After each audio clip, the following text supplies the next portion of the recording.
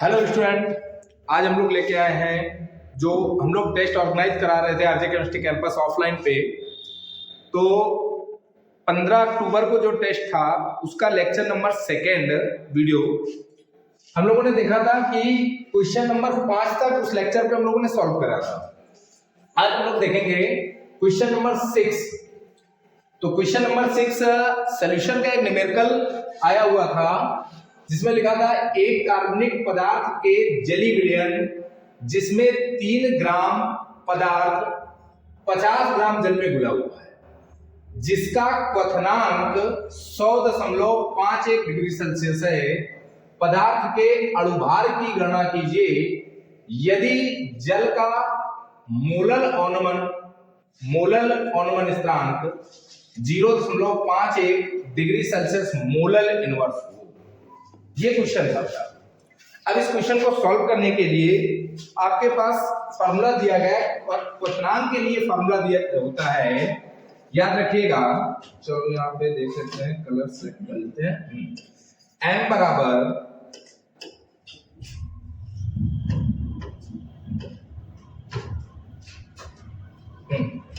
m बराबर 1000 KB small w upon delta TB capital. ये हमारे पास फॉर्मूला होता है। अब इस फॉर्मूले की सहायता से हम लोग इस क्वेश्चन को सॉल्व करने वाले हैं। तो चलिए देखते हैं क्या क्या दिया गया है, गिवन क्या है, उसको हम लोग यहाँ पे नोट कर लेते हैं। कह रहा है कि एक कार्बनिक पदार्थ के जली विलयन में 3 ग्राम पदार्थ 50 ग्राम जल में घुला हुआ है। तो जो विलेय पदार्थ है, विलेय पदार्थ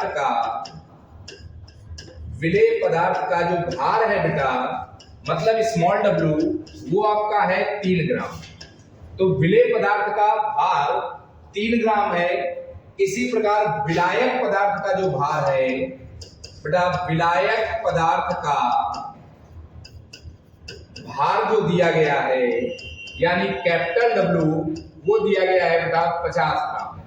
उसके बाद कह रहा है कि जिसका क्वथनांक 100.51 डिग्री सेल्सियस होता है। तो मैंने आपको बता रखा है कि अगर कभी भी क्वथनांक वगैरह वैल्यू 100 से ऊपर हो तो आप जितनी ऊपर 100 से वैल्यू होती है उसको हटा देते हैं और वो वैल्यू मान लेते हैं। यानी हम हटाते क्यों है, इसका मतलब क्या था बेटा, याद रखिएगा। डेल्टा टीबी इक्वल होता है क्या बेटा, टीएस माइनस टी0। याद रखिएगा, टीएस माइनस टी0। तो यहां से डेल्टा टीबी हमारे पास कितना आ जाएगा, सॉल्यूशन का जो टेम्परेचर है वो आपके पास दिया गया है, क्वथनांक कितना 100.15 डिग्री सेल्सियस, माइनस विलायक के लिए तो 100 ही होता है। तो डेल्टा टीबी हमारे पास कितना आ जाएगा, 0.51 डिग्री सेल्सियस। ये वैल्यू डेल्टा टीबी की। इसीलिए मैंने अभी वर्ड इस्तेमाल किया था कि अगर 100 से ऊपर हो तो जितनी 100 से ऊपर वैल्यू होगी उसको हम लोग डेल्टा टीबी मान लेते हैं। अब बेटा यहाँ पे एक बात समझिए, पदार्थ का अणुभार आपको कैलकुलेट करना है। तो लिखेंगे पदार्थ का अणुभार मतलब m जो दिया गया है वो कितना दिया गया है बेटा, चलिए m तो आपको फाइंड करना है, मतलब यहाँ पे क्वेश्चन मार्क हो गया। और जल के लिए kb की वैल्यू आपकी दी गई है 0.51 डिग्री सेल्सियस मोलल इनवर्स। अब सारी वैल्यू आपके पास मिल गई। तो जब सारी वैल्यू मिल गई तो यहीं पे चलो कैलकुलेट कर देते हैं।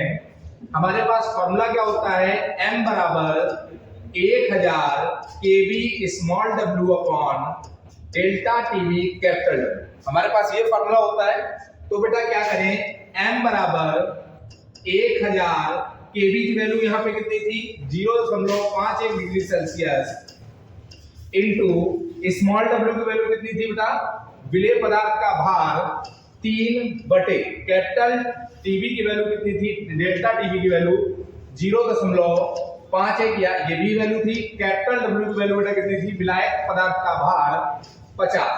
अब इसको क्या करें, इसको अगर m से m बराबर कैलकुलेट करें तो इससे ये तो पूरा कैंसिल हो जाएगा बेटा। अब क्या करें, 1 0 से 1 0 कैंसिल हो जाएगा। तो हमारे पास बचेगा 100 गुणे 3 बटे 5। तो m बराबर अगर हम लिखना चाहें तो इसको कैलकुलेट करें तो कितना आ जाएगा, यहाँ पे 2 0 तो m इक्वल कितना आ गया 60। तो m बराबर जो अणुभार होगा वो क्या आएगा आपका 60। तो इसका राइट आंसर जो होगा वो होगा 60। तो एक बार देख लीजिए क्या आपने किया था और क्या राइट आंसर आ रहा है। अगर सही है तो बहुत अच्छे हैं। चलिए अगला क्वेश्चन देखते हैं क्या है इसका। चलिए बेटा देखते हैं हम लोग जो है नेक्स्ट क्वेश्चन हमारा क्या है। स्लाइड आगे है। उन्मान अभिक्रिया, स्वार्ट अभिक्रिया, सेनवायर अभिक्रिया और बर्नबाउम-सिमोनी अभिक्रिया। आइए जरा देखते हैं सारे रिएक्शंस क्या है। चुटकी बजाओ, रिएक्शन को सॉल्व करो। कोई है क्या कुछ नहीं। आइए देखते हैं। सबसे पहले हम लोग देख रहे हैं क्या पहली रिएक्शन आपकी कौन सी है? उलमैन कहो या उलमान कहो। तो आइए फर्स्ट रिएक्शन देखते हैं हम लोग उलमान। इसमें क्या करते हैं हम लोग जब आयोडोबेंजीन की क्रिया कराते हैं कॉपर धातु के साथ। देखिए मैंने आयोडोबेंजीन के 2 अणु ले लिए और इसको कॉपर धातु के साथ रिएक्ट करा दिया। जब आयोडोबेंजीन की क्रिया कॉपर धातु के साथ कराएंगे तो होगा क्या भैया? कॉपर दोनों आयोडीन को लेकर के निकल जाएगा और दोनों बेंजीन रिंग के एक बॉन्ड क्या हो गए? खाली हो गए। तो दोनों रिंग आपस में एक बॉन्ड से फ्यूज हो जाएंगे, जुड़ जाएंगे आपस में। बच्चे गलती क्या करते हैं? दोनों रिंग को ऐसे जोड़ देते जी, कुछ ऐसे जोड़ देते हैं। कहते सर जी हम तो सही करके आए थे, उसने नंबर नहीं दिया। तो इस तरह नहीं जुड़ेंगे। जुड़ने का तरीका क्या? दोनों का एक बॉन्ड खाली हुआ, उसी बॉन्ड से दोनों रिंग आपस में जुड़ जाएंगे, कुछ ऐसे।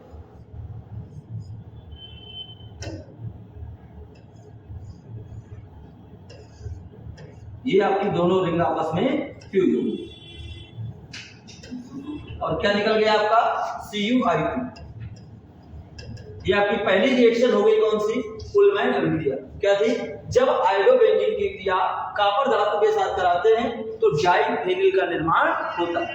ये कुछ उसी तरह की अभिक्रिया है जैसी आपने देखा होगा इसके पीछे फिटिक अभिक्रिया। जिस प्रकार की फिटिक अभिक्रिया होती है ठीक उसी प्रकार की अभिक्रिया है हमारी कौन सी? उलमैन।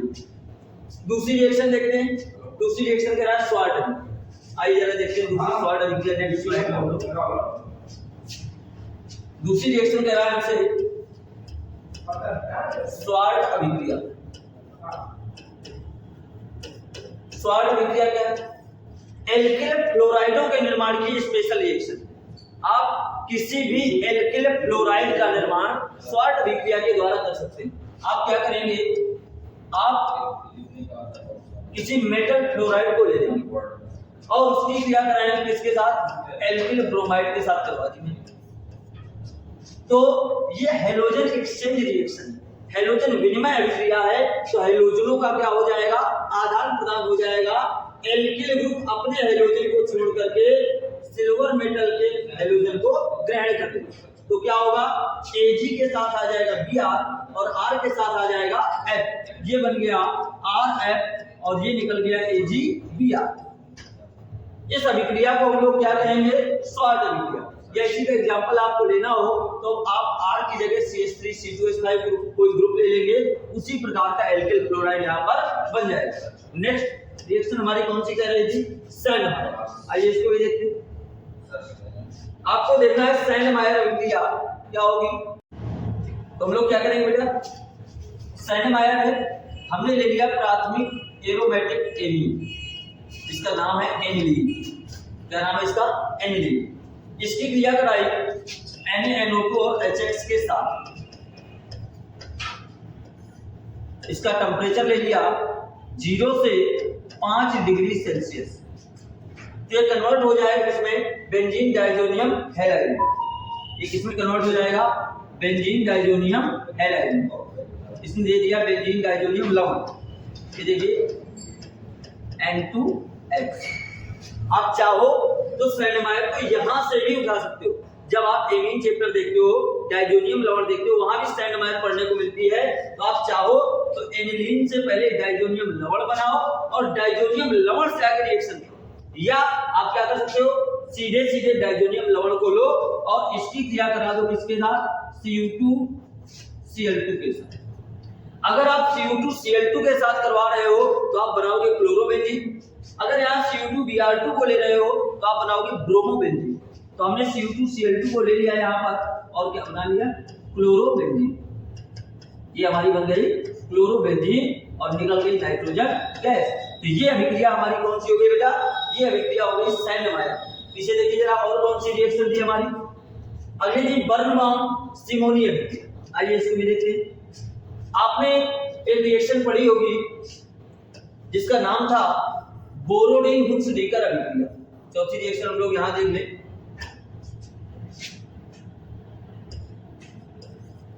आपने एक रिएक्शन पढ़ी थी बोरोडिन हुक्स-डीकर अभिक्रिया।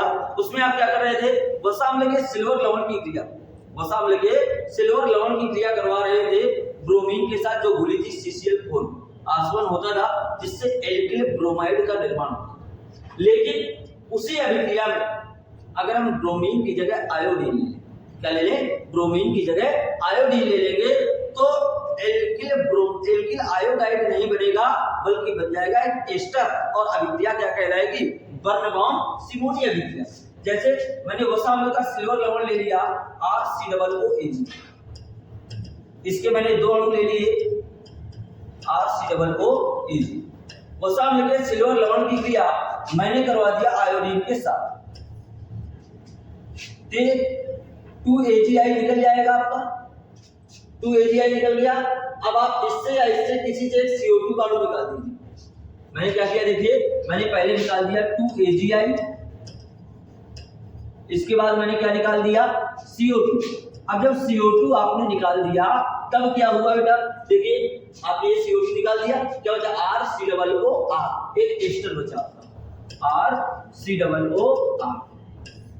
इस अभिक्रिया को क्या कहते हो, बर्नबाउम सिमोनी। ये अभिक्रिया एलिफैटिक में भी करते हो, एरोमेटिक में भी करते हो। क्या किया था मैंने, वसा अम्ल के सिल्वर लवण की क्रिया आयोडीन के साथ कराई जिससे एस्टर प्राप्त हुआ और अभिक्रिया क्या कहलाई, बर्नबाउम सिमोनी। नेक्स्ट क्वेश्चन देखते हैं, क्या कोई और अभिक्रिया बची क्या, नहीं, चारों अभिक्रिया हमारी हो गई। उलमैन सबसे पहले हमने देखी, ये आपकी उलमैन थी। फिर आपको मैंने बताई दूसरी कौन सी, स्वार्ट अभिक्रिया, ये आपकी स्वार्ट अभिक्रिया थी।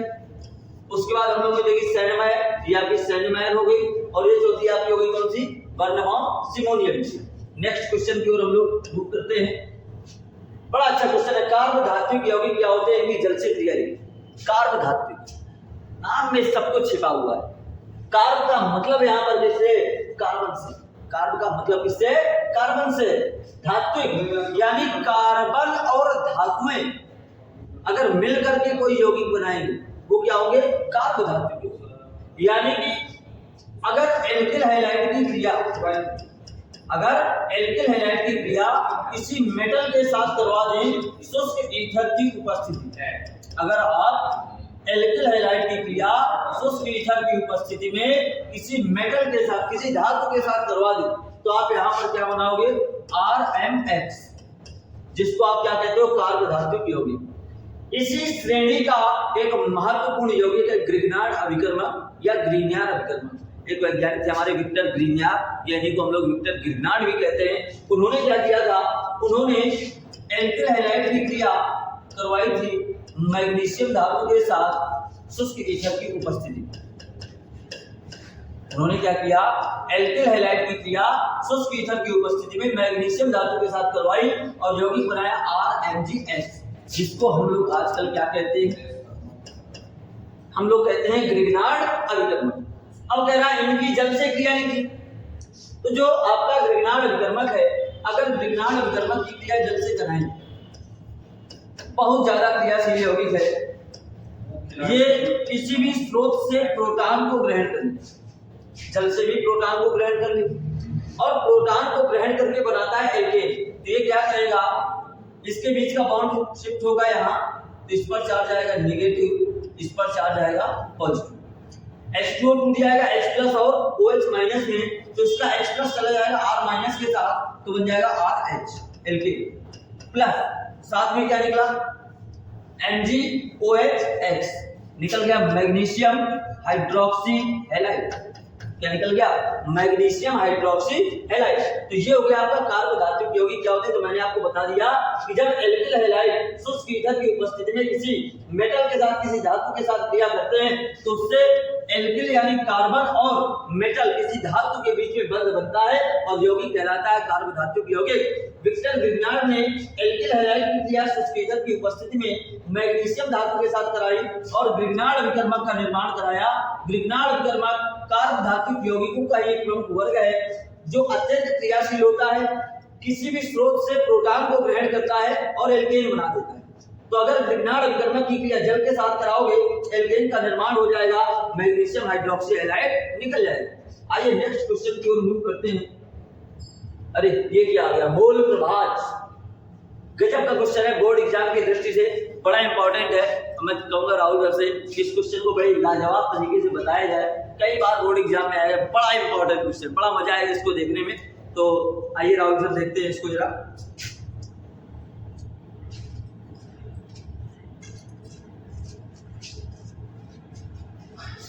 चलिए बेटा आ गया भाई, क्या मोल प्रवाह, बड़ा इंपॉर्टेंट क्वेश्चन है।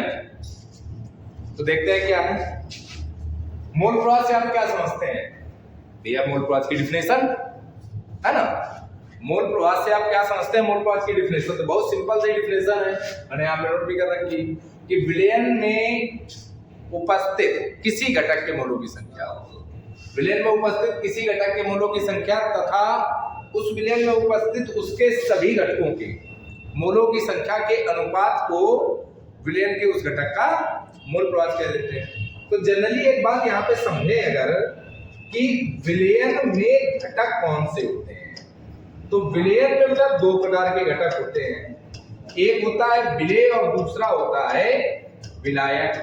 जनरली अगर मैं कह दूं तो एक जिसमें घोला जाए और दूसरा जिसे घोला जाए। बात समझिए, जिसमें घोला जाए और जिसे घोला जाए और जो बन जाए वो विलयन। ठीक है, तो अब क्या कॉन्सेप्ट क्या है, तो मैं इसकी थोड़ा सा फॉर्मूला यहाँ पे लिखे दे रहा हूं, जनरली समझिएगा। तो क्या है बेटा, मैं लिख सकता हूं विलेय का मोल प्रवाह, विलेय का मोल प्रवाह डिफिनेशन तो आप समझे गए हैं।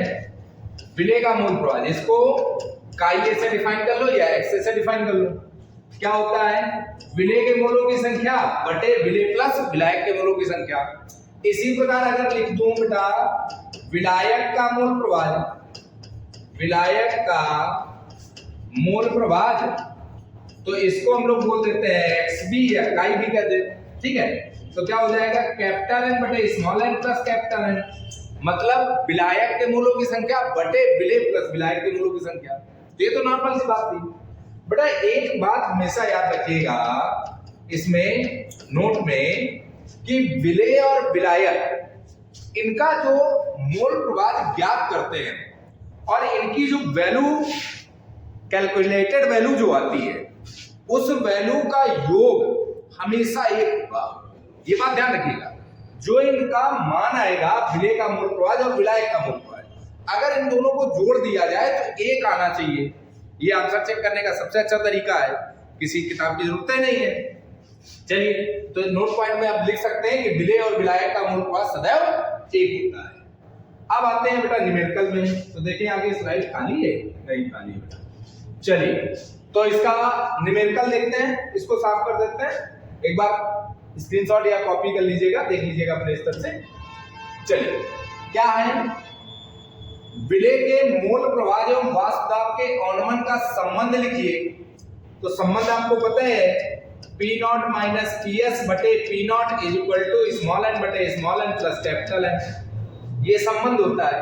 P नॉट क्या होता है, विलायक का वाष्प दाब, PS क्या होता है, विलयन का वाष्प दाब, जिसे हम वाष्प दाब का अपेक्षिक अनुमान भी कह देते हैं। और ये क्या है, ये विलेय का मोल प्रवाह है। तो इसको हम यहाँ पे आइडेंटिफाई करते हैं, विलेय का मोल प्रवाह, विलेय का मोल प्रवाह हो गया। और P नॉट को आप बोल दीजिए शुद्ध विलायक का वाष्प दाब, शुद्ध विलायक का वाष्प दाब, और PS को आप बोल दीजिए विलयन का वाष्प दाब, विलयन का वाष्प दाब। चलो, इसमें भी बहुत बड़ी बात नहीं थी। इसके आगे एक न्यूमेरिकल दिया गया है। न्यूमेरिकल में क्या है, कह रहा है यूरिया का 1 बिलियन भारानुसार 6% है। ये इंपॉर्टेंट बात है, आप समझिएगा। यूरिया का 1 बिलियन भारानुसार 6% है, तो बिलियन में यूरिया तथा जल का मोलभार मतलब दोनों का मोलभार फाइंड करना है। चलो भाई, तो एक बार इसका स्क्रीनशॉट अगर लेना हो ले लीजिएगा, ठीक है। अब आते हैं, तो चलिए न्यूमेरिकल में देखते हैं बेटा क्या कह रहा है। यूरिया का 1 बिलियन भारानुसार 6% है, तो मतलब यूरिया का 1 बिलियन भारानुसार 6% है, तो इसका मतलब कि जो विलयन है वो विलयन तो बेटा पूरा 100% होगा। उस 100% पे 6%, उस 100% पे 6% यूरिया है, और जली विलयन है, तो जाहिर सी बात है कि 94% क्या होगा, जल होगा।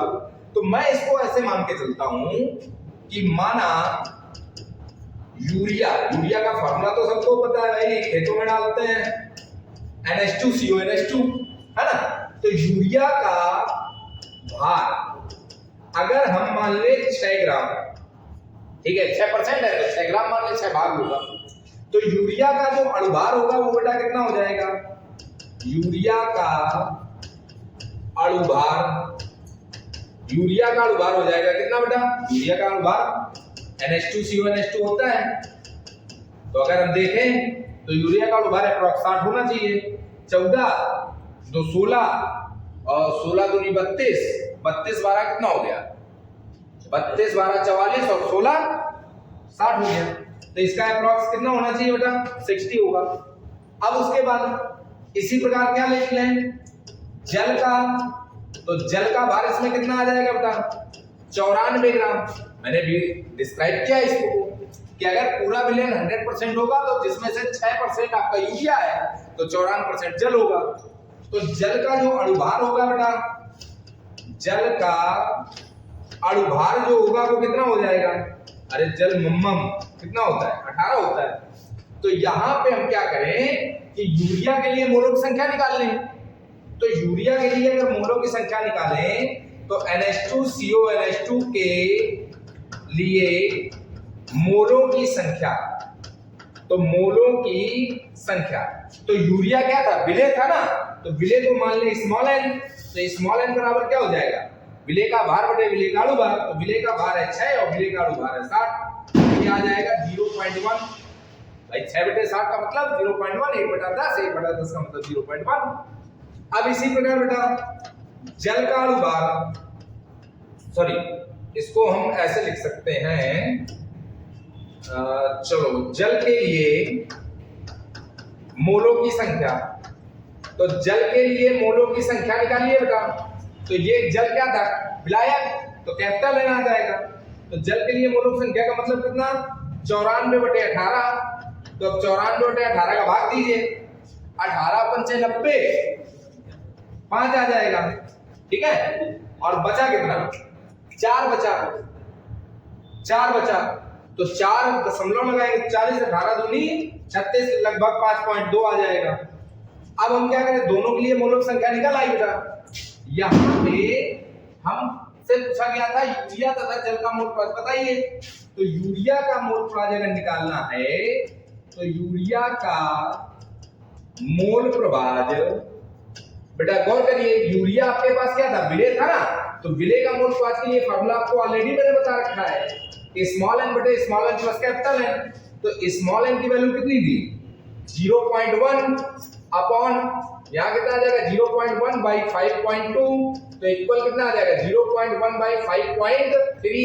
तो पॉइंट से पॉइंट कैंसिल करो तो 1/53 मतलब 1/53 आ गया। अब 1/53 को अगर सॉल्व करना है तो आप सॉल्व कर लीजिए, और नहीं तो इतना बना रहने दो, ठीक है। उसके बाद लिखेंगे जल का मोल प्रभाज आप फाइंड करिए।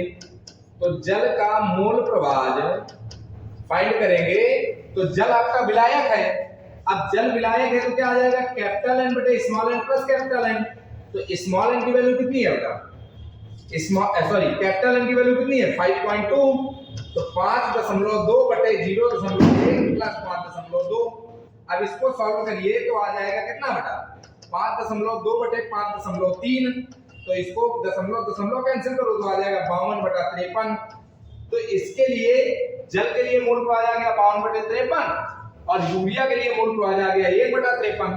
तो अगर आंसर चेक करना है तो क्या करो, यूरिया का मोल प्रवाह जल का मोल प्रवाह आपस में जोड़ दीजिए, और जब जोड़ देंगे तो 1/53 प्लस 52/53 कितना हो जाएगा, 1 हो जाएगा। बात समझ रहे हैं? तो ये तो वही बात हो गई ना कि फिक्स हो गया कि यूरिया विलेय और विलायक का मोल प्रवाह हमेशा सदैव कितना होता है, 1 होता है। चलिए जल्दी से इसको स्क्रीनशॉट लो, फिर अगला क्वेश्चन देखते हैं क्या है भाई। चलो हाँ, अगला क्वेश्चन देखिए क्या आ गया। ये भी बहुत सिंपल सा क्वेश्चन है भाई, बहुत कठिन तो क्वेश्चन है नहीं, है ना। क्या है, क्वथनांक का उन्नयन क्या होता है, समझाइए। ग्लूकोज के 12 ग्राम को 100 ग्राम जल में घोला गया, इस विलयन का क्वथनांक 100.34 डिग्री सेल्सियस है, तो जल के लिए केजी नहीं होगा भाई, कंप्यूटर वाले ने मिसप्रिंट कर दिया है। चलो आज इसकी क्लास लेते हैं, तो क्या होगा, केबी। तो यहाँ पे क्या हो जाएगा, जल के लिए केबी की गणना कीजिए, और केबी की जो गणना करनी है वो किसमें करनी है बेटा, केल्विन इनवर्स मोल इनवर्स में करनी है। किसमें, केल्विन इनवर्स मोल इनवर्स में। अब यहाँ पे देखो, अगर केल्विन इनवर्स में करनी है तो ये भी डिग्री सेल्सियस में नहीं होना चाहिए, केल्विन में होना चाहिए। समझ रहे हैं, किसमें होना चाहिए, केल्विन में। चलो तो देखते हैं, ये कंप्यूटर की मिसप्रिंट है, थोड़ा सा अपना सही कर लीजिएगा। तो क्या है, क्वथनांक उन्नयन क्या है, तो ये मैंने यहाँ पे देखिए बहुत सिंपल सी भाषा में बता रखा है कि किसी विलायक में आवासशील पदार्थ डालने पर उसका आवास दाब कम हो जाता है, जिसके परिणाम स्वरूप क्वथनांक बढ़ जाएगा, और विलयन तथा विलायक के क्वथनांकों का जो अंतर होता है उसी को हम लोग क्या बोलते हैं, क्वथनांक का उन्नयन। अब यहाँ पे समझो एक शब्द पकड़ा हम लोगों ने, आवासशील पदार्थ। ठीक है, क्या बेटा, आवासशील। आवासशील पदार्थ अपने पास क्या हो सकता है, जनरली अगर मैं बात करूं तो अपने पास नमक बहुत अच्छा है, ये आवासशील पदार्थ होगा हमारे पास, है ना। नमक को अगर हम गर्म भी करें तो नमक के अंदर जो पानी, जैसे पानी मिला के गर्म करें तो पानी वाष्प के रूप में निकल जाएगा, लेकिन नमक तो बचेगा ना। तो नमक हमारे पास जनरली क्या हो गया, आवासशील पदार्थ मान सकते हैं इसको। अब बेटा चलिए तो देखते हैं क्वेश्चन भाई न्यूमेरिकल पे, समझाइए ग्लूकोज के 12 ग्राम को 100 ग्राम जल में घोला गया। पिछला क्वेश्चन देखिए सेम था इसी तरीके का, 12 ग्राम। तो विलेय का जो भार है, विलेय का भार, चलो मैं इतनी बड़ी थ्योरी नहीं लिख रहा हूं यहाँ पे, आप समझते जाइएगा इसको। चलो भाई,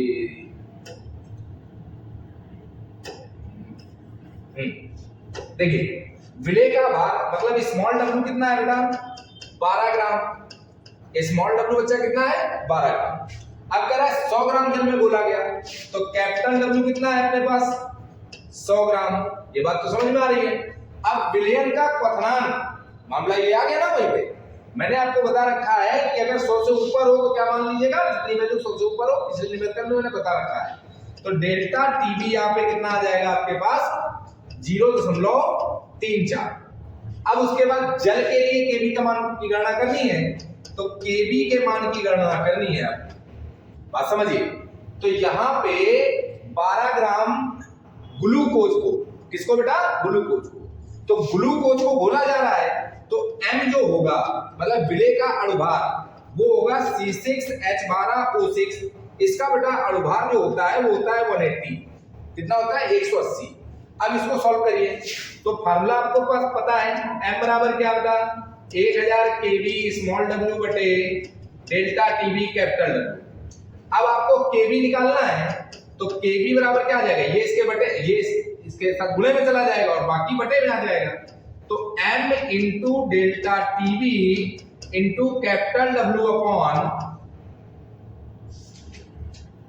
क्या हो गया भाई, हाँ, कैपिटल W अपॉन, मक्खियां बोर्ड चला रही है क्या,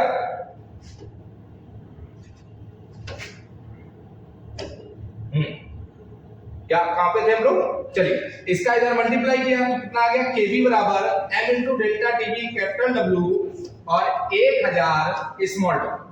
तो बेटा कितना आ जाएगा, केवी बराबर m की वैल्यू कितनी है, ग्लूकोज के लिए 180 इंटू डेल्टा टीबी की वैल्यू कितनी है 0.34 इंटू कैपिटल W वैल्यू कितनी है बेटा 100 अपॉन कितना आ जाएगा 1000 गुणे स्मॉल w वैल्यू बेटा 12। अब यहां से गौर करिए, देखिए दशमलव उठाएंगे, चलो यहां पे लिख देते हूं मैं एक बार, kb बराबर 180 गुणे 0.34 गुणे 100 बटे 1000 इंटू 12। दशमलव उठाइए, 2 जीरो बढ़ा दीजिए। अब यहां से 2 जीरो से 2 जीरो ये कैंसिल हो गए, ठीक है। अब उसके बाद 1 जीरो से ये जीरो कैंसिल होगा, तो kb बराबर आपके पास कितना आ गया 18 गुणे 34 बटे 100 इंटू 12। क्लियर। अब 6 से काट दीजिए, 6 3 18, 6 दूनी 12, 2 से काट दीजिए तो यहाँ आ गया 17। अब बेटा kb की वैल्यू कितनी आ गई 17 51 और बटा 100, तो kb की वैल्यू आपकी आ गई 0.51 क्या बेटा केल्विन इनवर्स मोल इनवर्स। ये आपके पास इसका राइट आंसर हो गया 0.51। चलिए इसको कॉपी कर लो फटाक से, आगे देखते हैं। नेक्स्ट सवाल क्या है, हाँ क्लोरोबेंजीन का 4 विधियों द्वारा निर्माण कीजिए। तो इसको सॉल्व करेंगे जितेंद्र सर।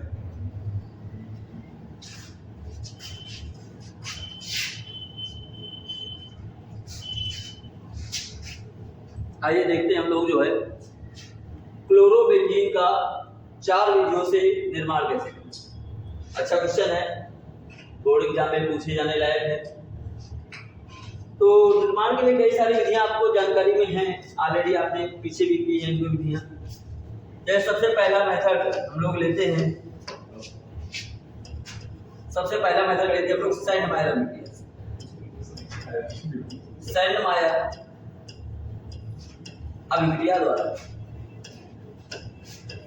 अब सैंडमायर अभिक्रिया से कैसे बनाए, तो हमने ले लिया क्या, सीधे आपने ले लिया डाइजोनियम लवण N2X, इसकी क्रिया करा दी Cu2 Cl2 के साथ, तो दे देगा कि आपको क्लोरोबेंजीन, नाइट्रोजन गैस अलग हो जाएगी। ये आपकी बन गई क्लोरोबेंजीन और नाइट्रोजन अलग। दूसरा तरीका है आपका, आपने पढ़ रखा है गाटरमैन अभिक्रिया।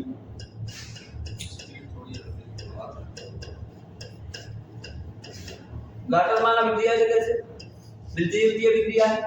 बेंजीन डाइजोनियम लवण को लिया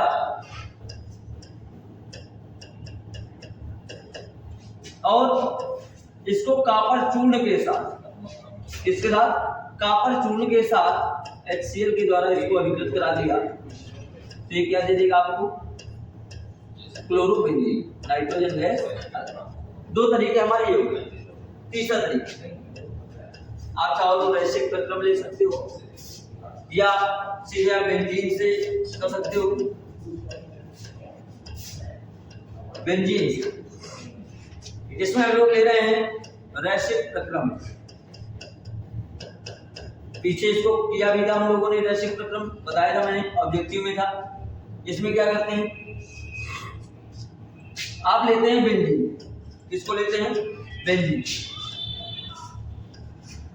बेंजीन की क्रिया कराते हैं आप HCl और O2 के साथ। Cu2 Cl2 उत्प्रेरक की उपस्थिति में 525 केल्विन तापमान, तो क्या होता है आपका ऑक्सीजन, हाइड्रोजन और रिंग का एक हाइड्रोजन निकल जाएगा जल के रूप में और क्लोरोबेंजीन का निर्माण हो जाएगा। ये आपने बना ली क्लोरोबेंजीन, जल निकाला। 3 मेथड आपके ये हो गए। चौथा मेथड आप बेंजीन से एक बार और कर सकते हैं या आप फिनॉल से कर सकते हैं।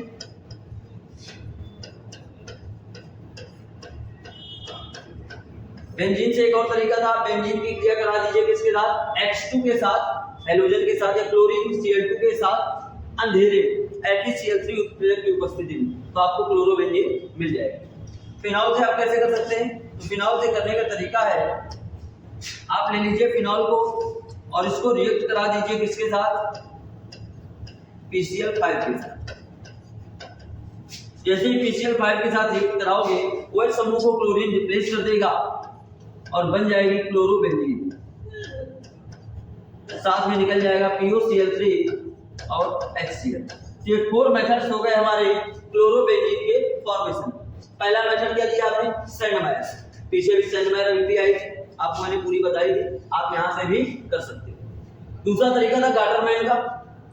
गाटरमैन में भी शुरुआत आप वहीं से कर सकते हो जहां से सैंडमायर के पीछे की थी, उसके आगे ही केवल आपकी ये चेंज होगी। उसके बाद बेंजीन से दैशिक प्रक्रम, ये मेथड भी हमने ऑब्जेक्टिव वाले में पढ़ा था कि किस विधि से औद्योगिक निर्माण होता है, औद्योगिक प्रक्रम। और एक और मेथड आपको मैंने बता दिया फिनॉल से। फिनॉल की PCl5 से क्रिया कराई, क्लोरीन OH को रिप्लेस कर देगा, POCl3 और HCl निकल जाएगा। या इससे नहीं करना, आप बेंजीन से पूरा कर सकते हो। बेंजीन की क्रिया आप करा देते Cl2 के साथ अंधेरे में जाकर, और एक उत्प्रेरक ले लेते चाहे FeCl3 या AlCl3, तो आपको सीधे क्या मिल जाती, क्लोरोबेंजीन। इसके बाद आइए नेक्स्ट क्वेश्चन देखते हैं हम लोग। ये तो हमारा हो गया, चारों मेथड देख लीजिए, हो गए।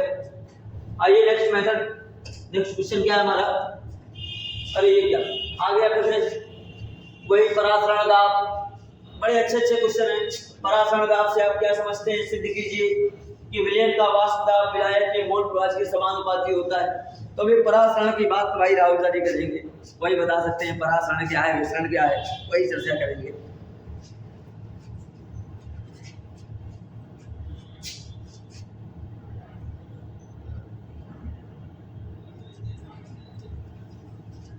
हाँ देखते हैं क्या था। परासरण दाब से आप क्या समझते हैं, सिद्ध कीजिए कि विलयन का वाष्प दाब विलायक के मोल प्रवाह के समानुपाती होता है। बेटा इसका जो डेरिवेशन है बड़ा इंपॉर्टेंट डेरिवेशन है, कई बार बोर्ड में पूछा गया है। तो परासरण दाब तो कई बार आप लोग डेफिनेशन पढ़ चुके हैं कि वह कम से कम बाहरी दाब जो विलयन पर लगाने से उसका वाष्प दाब विलायक के वाष्प दाब के क्या हो जाता है, बराबर हो जाता है। ठीक है, तो इस दाब को हम लोग परासरण दाब कहते हैं, बाहरी दाब लगाने पर। ठीक है, बाहर से दाब लगाने पर विलयन पर, किसी भी पात्र में अगर कोई विलयन है, उस विलयन पे बाहर से दाब लगाने पर उसका वाष्प दाब विलायक के वाष्प दाब के क्या हो जाता है, बराबर हो जाता है। चलिए तो आगे देखते हैं, बड़ा इंपॉर्टेंट क्वेश्चन है डेरिवेशन की। सिद्ध कीजिए कि विलयन का वाष्प दाब विलायक के मोल प्रवाह के समानुपाती होता है। तो यहां पर एक बात समझिए, राउल्ट लॉ हमारा क्या कहता था P नॉट, चलो इसको थोड़ा सा छोटा कर लेते हैं, P नॉट माइनस PS बटे P nought is equal to small n बटे small n plus capital N। ये हमारे पास राउल्ट लॉ था। बड़ा इसी से डेरिवेशन सिद्ध करेंगे। यहाँ पे हम इसको क्या लिख सकते हैं, लिख सकते हैं P nought upon P nought minus PS बटे P nought is equal to small n बटे small n plus capital N। अब यहाँ पे क्या करें, इससे ये कैंसिल हो जाएगा, तो क्या आएगा बेटा 1 minus PS upon P nought equal to n upon n plus capital N। अब बेटा क्या करें, इसको इधर भेज दें, इसको इधर भेज, तो क्या आ जाएगा 1 माइनस स्मॉल n बटे small n plus capital N equal PS बटे P नॉट। अब यहाँ से क्या आ जाएगा, इसके अपॉन 1 रखें तो एलसीएम आ जाएगा स्मॉल n बटे small n plus capital N। तो यहाँ से कितना आ जाएगा, small n plus capital N minus small n equal PS upon P0 या P नॉट भी बोल सकते हैं। तो स्मॉल n से स्मॉल n कैंसिल हो गया, तो आपके पास क्या आ जाएगा, PS क्या आ जाएगा बेटा n upon small n plus capital N equal PS upon P not. अब यहां से एक बात गौर करिए बेटा, इसको क्या मैं ऐसे भी लिख सकता हूं, बात तो वही है, बात समझ रहे हैं। अब कैपिटल N बटे small n plus capital N, ये तो हो गया विलायक का वाष्प दाब, सॉरी क्या हो गया, विलायक का मोल प्रवाह, वाष्प दाब नहीं, विलायक का मोल प्रवाह। अब यहां से एक बात समझिए, अगर मैं लिखना चाहूं PS इज इक्वल टू, तो क्या आ जाएगा, PS इज इक्वल टू हमारे पास P not into capital N बटे small n plus capital N, ये आ जाएगा हमारे पास। अब यहां से देखो, तो ये है आपके पास विलयन का वाष्प दाब, तो क्या लिख देंगे बेटा, विलयन का वाष्प दाब इज इक्वल टू, ये क्या है बेटा, शुद्ध विलायक का वाष्प दाब, तो विलायक का वाष्प दाब, विलायक का वाष्प दाब इनटू, ये बेटा क्या है, विलायक का मोल प्रवाह, क्या है, विलायक का मोल प्रवाह। क्या है बेटा? विलायक का मोल प्रभार। अब यहां से आप सोचिए क्या कह रहा था कि सिद्ध कीजिए कि विलयन का वाष्प दाब विलायक के मोल प्रभार के समानुपाती होता है। तो अगर समानुपाती लगाना है तो हमें बराबर और किसी कांस्टेंट को हटाना पड़ेगा। तो मान के चलिए कि विलायक का वाष्प दाब यहाँ पे कांस्टेंट है, तो हम लिख सकते हैं कि विलयन का वाष्प दाब, चलो यहाँ पे दाब नहीं लिखा था, विलयन का वाष्प दाब डायरेक्टली प्रोपोर्शनल किसके बेटा? विलायक का मोल प्रभार, विलायक का मोल प्रभार। तो इसको हम लोग लिख सकते थे पीएस डायरेक्टली प्रोपोर्शनल क्या? Capital N upon small n plus capital. यही बात हमसे न्यूमेरिकल में पूछी गई थी कि विलयन का वाष्प दाब विलायक के मोल प्रभार के समानुपाती होता है, डायरेक्टली प्रोपोर्शनल होता है। चलिए तो इसको कॉपी कर लीजिए, राउल्ट लॉ से इसको सिद्ध करना था। ठीक है, अगला क्वेश्चन देखते हैं बेटा क्या है। हाँ, अगला क्वेश्चन है निम्न को प्राप्त कीजिए। तो ये ऑर्गेनिक का क्वेश्चन है, सर सॉल्व करेंगे इसको।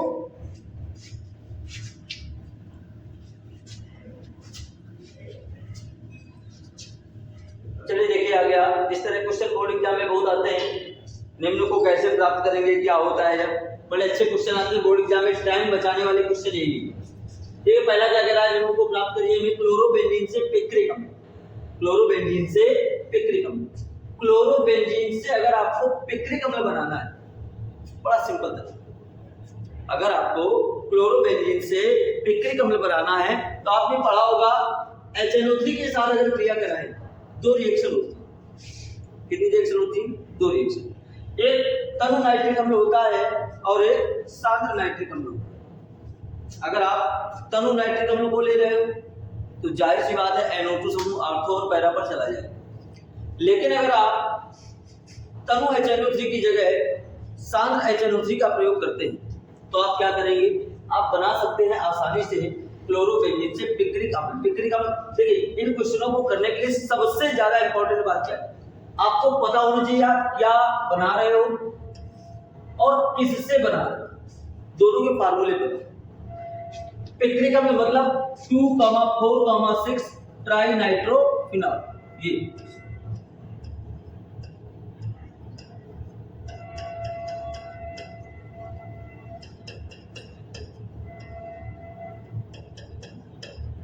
और क्लोरोबेंजीन क्या, ये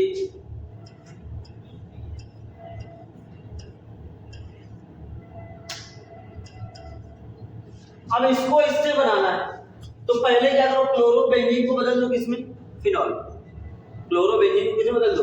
फिनॉल में। क्लोरोबेंजीन को अगर फिनॉल में बदल दोगे और फिनॉल की क्रिया करा दो किसके साथ? सांद्र HNO3 के साथ, तो आपको डायरेक्टली ये मिल जाएगा। भाई जरा देखते हैं हम लोग कैसे बनाएंगे।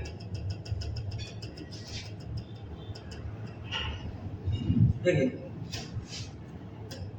हमने ले लिया क्लोरोबेंजीन, ये रही आपकी क्लोरोबेंजीन, इसकी क्रिया करा दीजिए आप NaOH के साथ। जब आप इसकी क्रिया NaOH के साथ करा देंगे या एक साथ कर लीजिए, पहले स्टेप में NaOH के साथ करा लीजिए,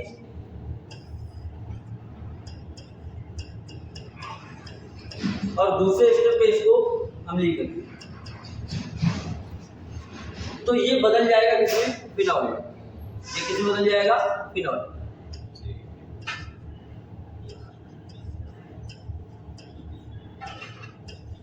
ये बन गया क्या? क्लोरोबेंजीन से फिनॉल। अब क्लोरोबेंजीन से फिनॉल आपने बना लिया, इसकी क्रिया कराइए किसके साथ? सांद्र HNO3 के साथ। कंसंट्रेट HNO3 के साथ इसको ट्रीट कर दीजिए, तो यहां से आपको क्या मिल जाएगा? पिक्रिक अम्ल।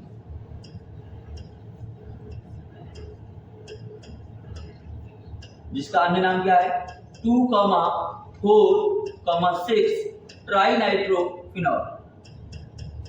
ये आपको मिल गया क्या? पिक्रिक। समझ में आ गया होगा स्टेप। क्लोरोबेंजीन से पहले क्या बनाया? फिनॉल। अगर आप टेम्परेचर प्रेशर लिखना चाहो 623 केल्विन ताप और 300 एटीएम दाब पर डाउस रखो। अब यहाँ बेंजीन से फिनॉल, तो बेंजीन से क्या बना रहे? क्लोरोबेंजीन। अब बेंजीन से क्लोरोबेंजीन बनाने के दो तरीके अभी अभी तो बताए थे। पहला तरीका क्या ले लिया हम, बेंजीन को लिया। चलिए जो तरीका हम लोगों ने नहीं देखा था, मैं कह रहा था इससे कर सकते हो, उसी को देखते। बेंजीन की क्रिया मैंने करा दी क्लोरीन के साथ, डार्क अंधेरे, और उत्प्रेरक ले लिया FeCl3, तो ये क्या दे देगा आपको, क्लोरोबेंजीन। इसने आपको क्या दे दिया, क्लोरोबेंजीन। अब क्लोरोबेंजीन से फिनॉल आपने बना रखा, देखिए इसको क्या करिए, पहले स्टेप में NaOH के साथ रिएक्ट करिए 623 केल्विन टेम्परेचर और 300 atm प्रेशर पर, और सेकेंड स्टेप में इसको अम्लीय कर दीजिए। देखिए जब NaOH के साथ क्रिया करेगा ONA समूह Cl को रिप्लेस कर देगा तो बन जाएगा फिनॉक्साइड। क्या बन जाएगा, फिनॉक्साइड बन जाएगा। और फिनॉक्साइड बनने के बाद उसको जब अम्लीय करोगे तो NaOH निकल जाएगा आपका और क्लोरोबेंजीन मिल जाएगा। अब आप यहां से क्या बना दोगे आसानी से, फिनॉल। कोई कठिन काम नहीं था, ये बन गया क्लोरोबेंजीन से फिनॉल, बेंजीन से क्लोरोबेंजीन, क्लोरोबेंजीन से फिनॉल। इसके बाद लास्ट हमने पूछा एसीटोन से क्लोरो, अरे ये भी तो किया था, याद करिए इसी टेस्ट के क्वेश्चन में दिए ना, एथेनॉल से और एसीटोन से, दोनों से आपको क्लोरोफॉर्म बनाने।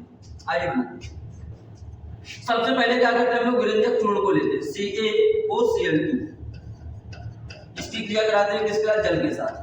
क्या मिलेगा आपको, बुझा चूना CaOH का होल 12 और साथ में क्या मिलेगी, क्लोरीन गैस। दूसरे स्टेप में क्या करोगे आप ले लोगे एसीटोन CH3CO CH3 और क्लोरीन इसके साथ क्रिया करेगा तो क्लोरीन ये वाले 3 हाइड्रोजन या फिर ये वाले 3 हाइड्रोजन, कोई भी 3 हाइड्रोजन आप रिप्लेस कर दोगे तो बन जाएगा CCl3 CO CH3 और निकल गया HCl। ये बन गया ट्राइक्लोरो एसीटोन। क्या बन गया, ट्राइक्लोरो एसीटोन। अब ट्राइक्लोरो एसीटोन की बुझे चूने के साथ क्रिया करा दी, CCl3 CO CH3 plus CaOH का होल 12। जैसे इसके साथ क्रिया कराओगे तो ये क्लोरोफॉर्म आपको दे देगा और निकाल देगा calcium acetate, CHCl3 plus CH3 COO का होल 12 C।